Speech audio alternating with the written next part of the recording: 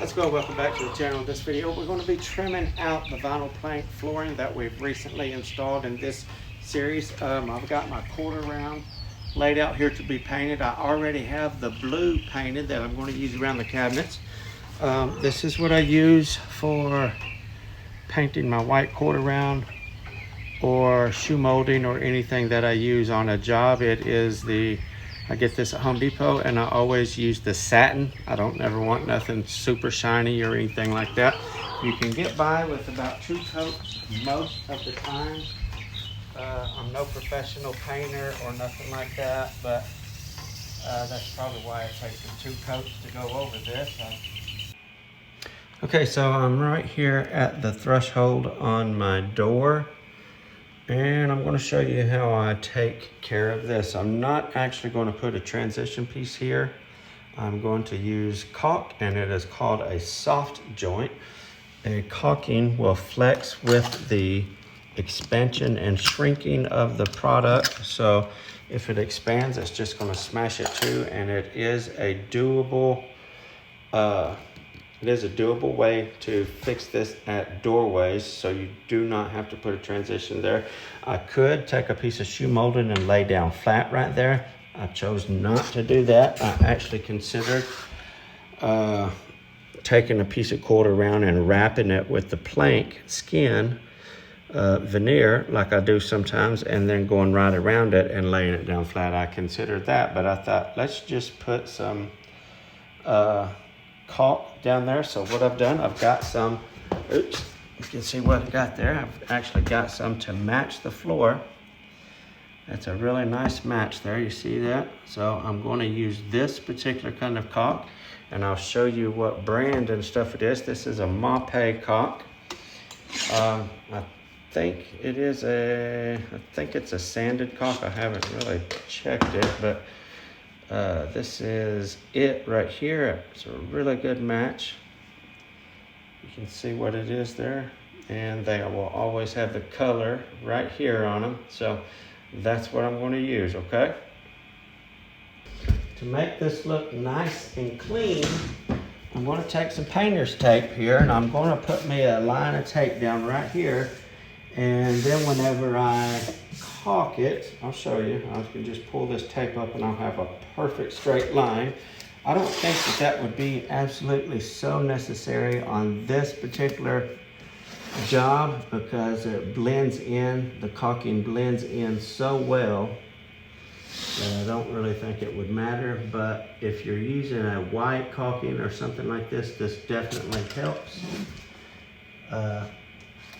It just makes it look such a nicer straight line, and it just makes it look so much better. So I will always do this whenever I'm using a white caulking in front of a bathtub or something like that.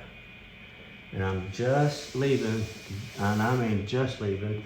I'll show you this up close here. Just barely am leaving the edge of the vinyl plank showing on the shortest places of it. Just barely got a little bit showing there too. And that way it's going to look nice and straight whenever I get done there. I'm not going to worry about these little edge pieces so much right here.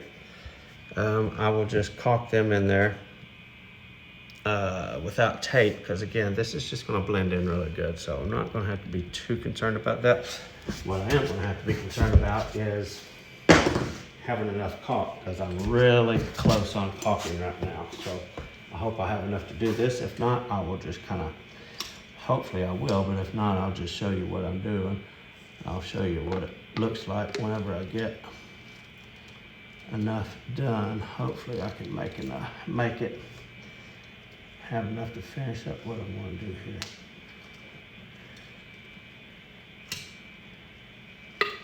Uh-oh. There we go.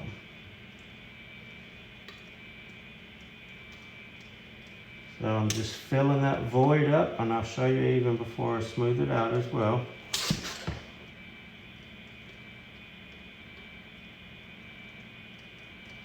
And I am out. Okay, I ran out, but anyway, I'll get to show you I'll get to show you what I'm doing with it and all of that. First off, I've got me a wet rag. Anytime you're doing caulking, you gotta have a wet rag. Keep your finger wet and just wipe it on down there and smear it flat. I'll get you a better look at this when I get done. And I'll show you how the tape makes it look nice and clean. There, I need to put. There we go, there we go. This right here is a little thick on this end. I guess where it was dried out a little bit on the end of it. Okay. There we go. So this is what it looks like before I pull the tape. Now watch this. I'll pull the tape and let you see. Voila. So that looks nice. That's what I will do. That is the doorway taken care of. Now we're gonna go ahead and get our miter saw and stuff set up and start working on some trim around the perimeter. I'll show you exactly how I use or how I cut and trim everything out here to get a nice professional look. Okay, so these are the tools I'm going to use to get my measurements right here. A tape measure, a small scrap of the 1/4 round or shoe molding that I'm going to be using. I need that. And a miter protractor right here. So I'm going to set this all up and I'll show you exactly what I do on each of these cuts until I feel like you've had enough to get the gist of what I'm doing. So first thing I want to do is put my tape down there and I'm going to let you see my measurement exactly right there. So on this cut right here, I will make this 24 11/16 right there. That's exactly to the mark right there. And I'll let you know also how I write my measurements down so you know, so I know what I need to cut when I get outside, okay? So 24 11/16, 24 11/16.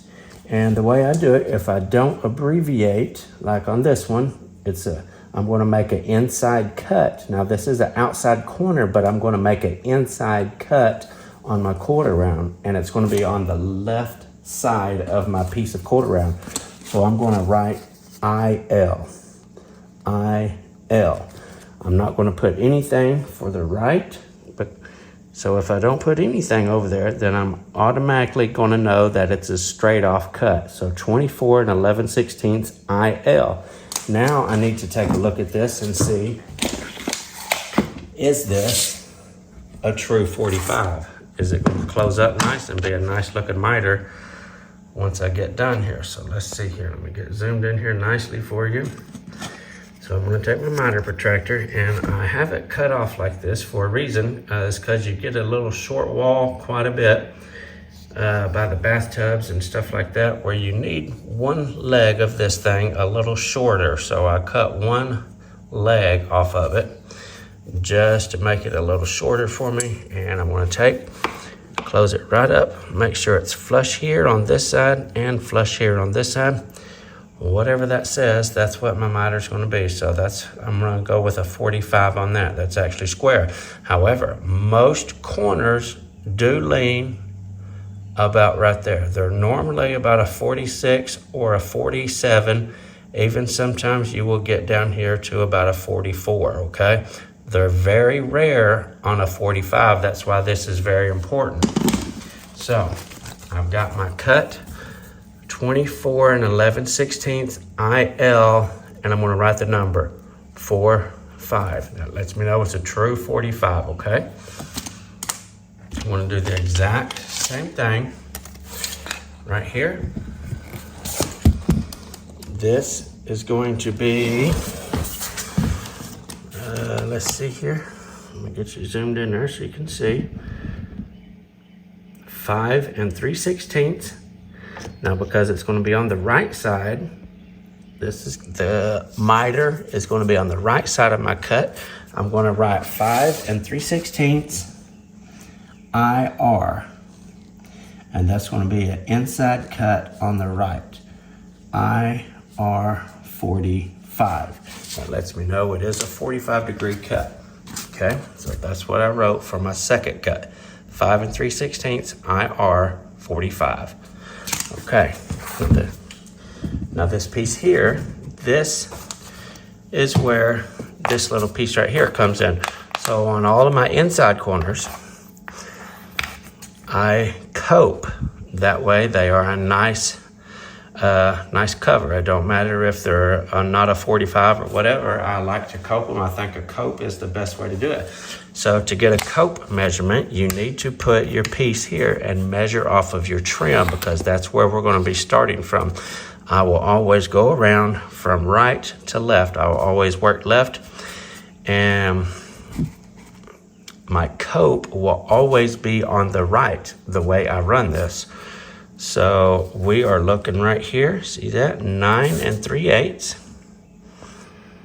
9 3/8. CR. That's going to be for the cope right. 9 3/8. CR. And this here, where it meets the door facing, I don't want it blunt, and I don't want a 45. I feel like a 45 is just too much. So I am going to cut this at a 31.5-degree angle, okay? So CR 31 left, okay? Now that's what I got. 9 3/8 CR 31 left. Let's work on around the corner.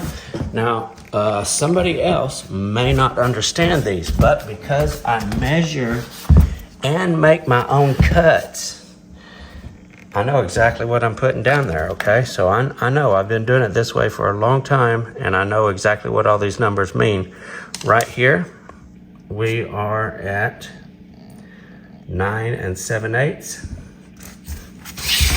I'll show you what I write down here. 9 7/8, 31 R. Okay. 9 7/8, 31 R. Okay. My next cut, I want to put right there. Now I can either go either way. I do not have to actually put my tape over here. I can actually measure to the piece of trim. I'll show you that. So I'll measure right to my trim. Let me zoom in there so you can see that. And I am going to give this measurement a 32 1/4 cope the right, okay? 32 1/4 CR.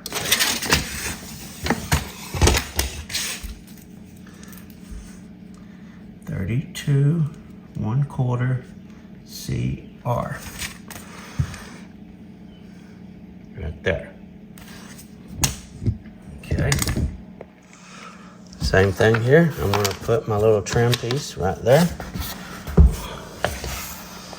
And I'm going to measure all the way up here from that piece of that door jamb right there, all the way to that right there, okay? That's where my measurement's going to.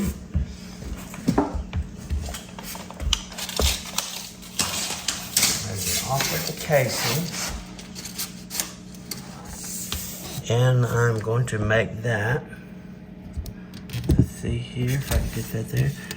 That is going to be 96 3/4 CR. That's what I'm going to make that cut.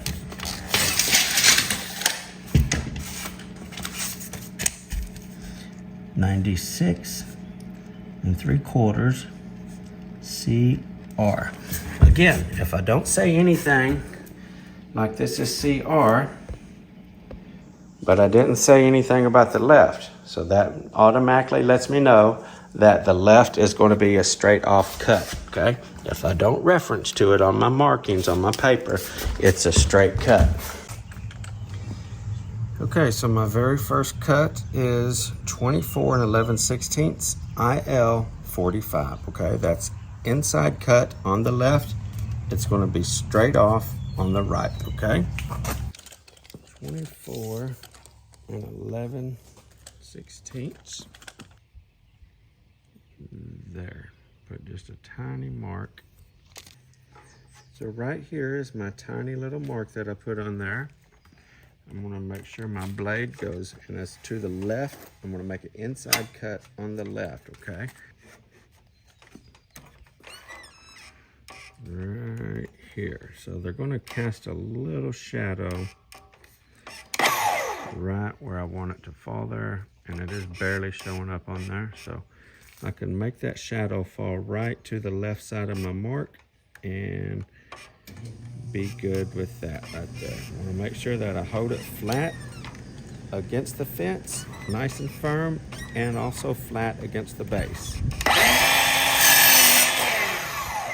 Now I am always going to take a look at my mark, and that actually fell perfect right there on my mark. So that's going to be a good cut right there, okay?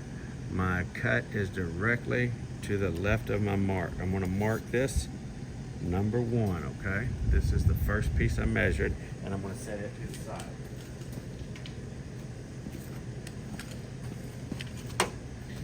My next cut, I'm going to mark this one off. My next cut is 5 3/16 IR 45, okay? So this time I'm going to be cutting off of the left side of my trim piece. And I always want to get a nice clean cut. I don't ever want to go with the factory edge here just because it's a little rounded and stuff like that. So I always want to start with a clean cut, okay? Now, 5 and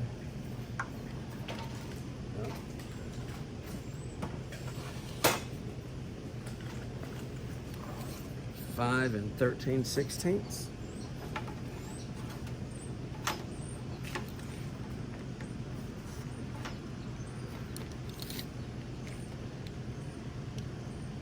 Excuse me, 5 3/16. We'll mark that right there. Just a itty bitty mark again. And this time it's to the right, okay? So this time I'm going to turn my saw this direction. All right. I can't hardly see on this direction, but right there. So you can see my mark.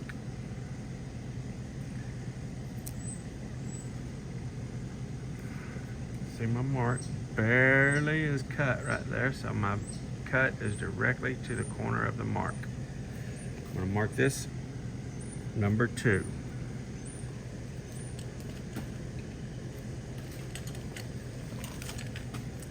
And I'm going to mark this cut off.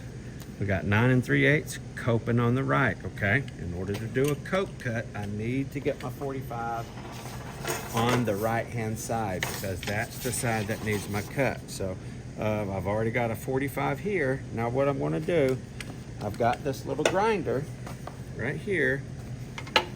In order to get a cope cut, I need to trim all of this. I need to trim all of this raw wood off and just follow the paint line all the way around right there.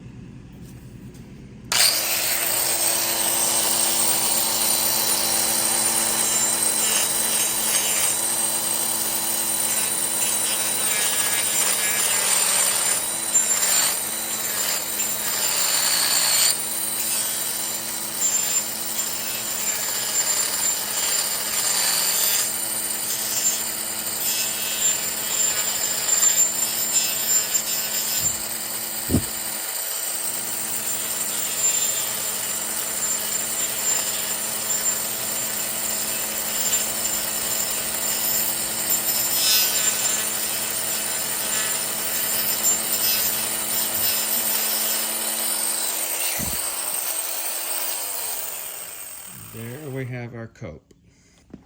Now this will work right up against my next piece like that, and it will be a beautiful corner.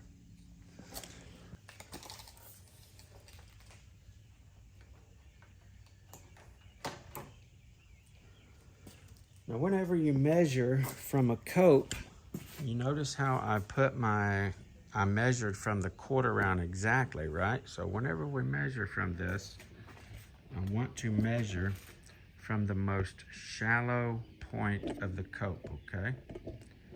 So whenever I measure my cope, I want my tape measure to be on the most shallow point of the cope, right here, the shortest part of the cope. So because I need to get a cut on the top of my next piece also, let me see here, 9 3/8. I want to turn my tape measure up this way, sideways, so I can have my measurements on the top where I need to mark my next piece. But also I want to have this tape measure here right on the bottom here, okay? So I want to do that right there, hook it on the bottom of the cope, and then I'm going to hold it here with this finger and mark on the top of my next piece 9 3/8. Boom, just a little bitty cut, okay? Just a little bitty mark.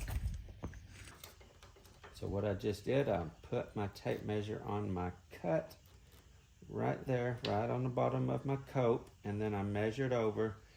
Because I have my tape measure placed this way, I can literally just roll it right up, and I can get my tape measure right to the top of the trim where I need to make my next measurement, okay? 9 3/8, 31L, okay? I got my cope on the right, now 31 degree on the left. So I'm gonna put my saw right here.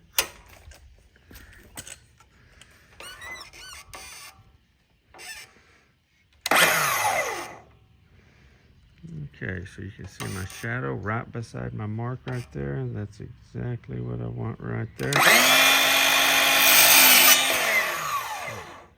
Okay, so this is the perfect opportunity to show you something here. So I'm actually just a little bit much of my mark showing right there. So what I want to do now, to barely shave that, I'm going to lower my blade down and push my trim all the way up until it touches my blade right there, and then I'm going to let it stay, and with my blade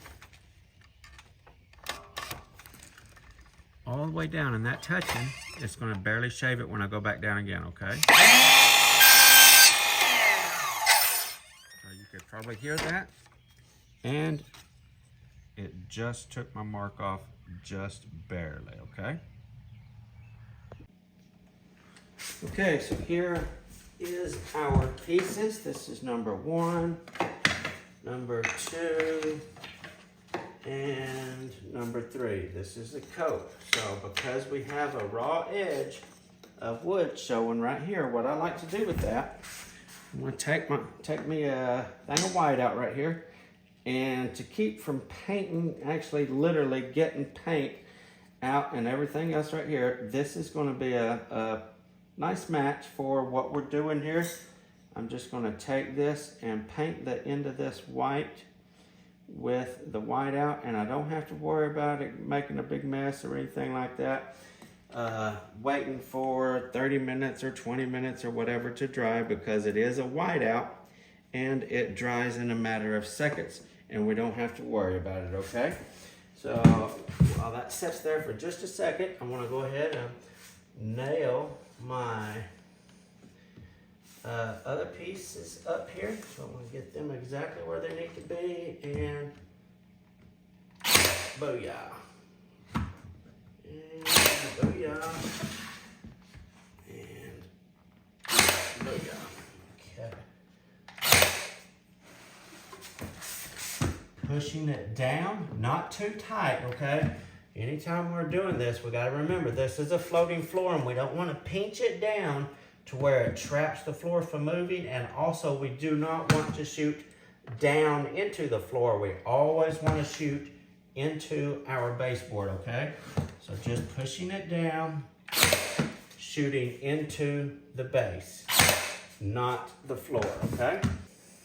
And do another nail about right there, and then now that this is completely dry there now, might want to rake it like that just to make sure. We're going to put that right there. That's a beautiful corner, okay? Boom.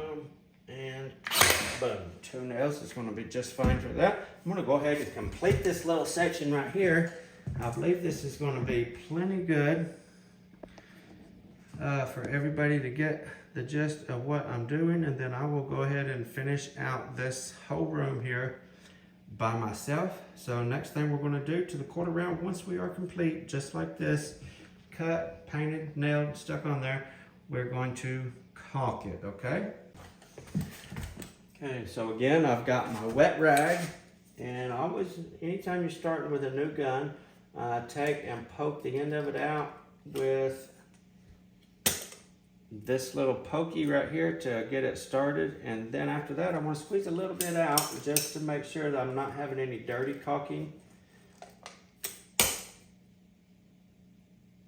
on the part that I actually am going to have on the trim. So let's get rid of all the garbage and the hard stuff, and there, we're good with that. Okay, now we're to all good clean caulking. So I'm going to start caulking it now. You can see I just have about a 1/4 inch cut off of, so I just got about a 1/4 inch cut off of the tip of that right there. Again, the flat part, I want it right there, okay? And I'm just gonna squeeze and pull. We don't need a bunch. We're simply filling that little bitty crack right there is all we're doing, okay? Now that I've got that filled, I want to make sure my finger's wet. I want to slide it just a little bit at a time and wipe. Slide and wipe, slide and wipe. Just keep on doing just a few inches at a time. What happens if you go too far at a time, it'll build up and just be a mess right in front of your finger and start getting everywhere, okay? Now watch this. This is what I want to show you guys. I want to show you guys this as well.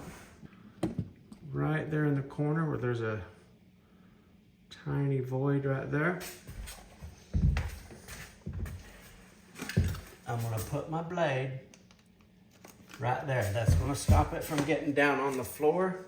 And I'm going to take my caulking gun and just fill that little crack right there. I'll show you right there, okay? Now that it's filled, again, I'm gonna wet my finger. Gotta have that finger wet for caulking, and just wipe right up. Once we get it pretty and clean, then we can pull our knife out. One last little thing there, and voila, there we have that. Now the corner,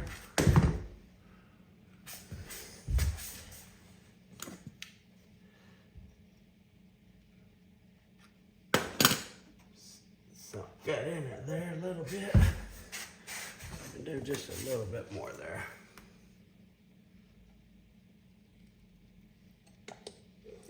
Okay.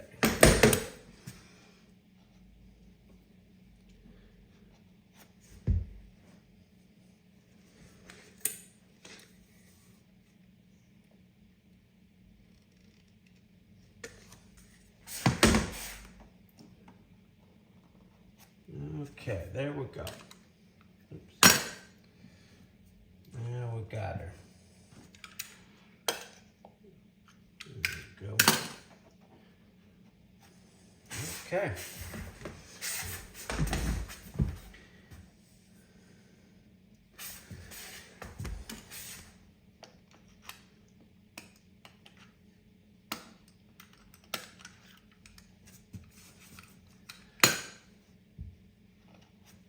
We got it all filled in there now. Looks nice. That whole piece done. Now we're going to jump over here. Do this next piece. Voila, right there. I'm going to go ahead and put some on this as well.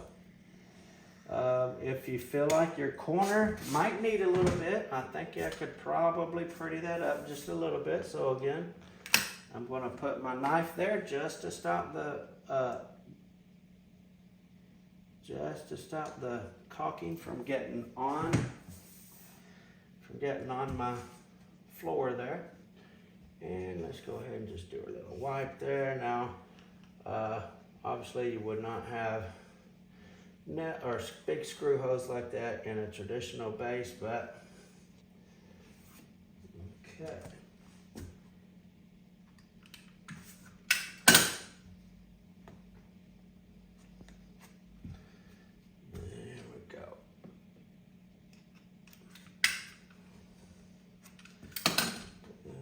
Okay. Now, with just a little bit that we've got there, might not hurt to hit those tiny little pinholes if you want. It's up to you. They're so insignificant, you probably won't ever see them anyway once you get up and down there. All right, so there we have that. We got this looking all pretty right around through there. I'm gonna go ahead and do the rest of this. Okay, so I was hoping to get this finished up this week, but the video is just going and going and going and going. So we're going to cut it here. We will come back next week and finish up the transitions to the carpet and so forth like that. Don't want to miss that. They are some beautiful, classy transitions I am dying to share with you. Thank you guys for tuning in to the channel. And as always, until next time, FBSB's out.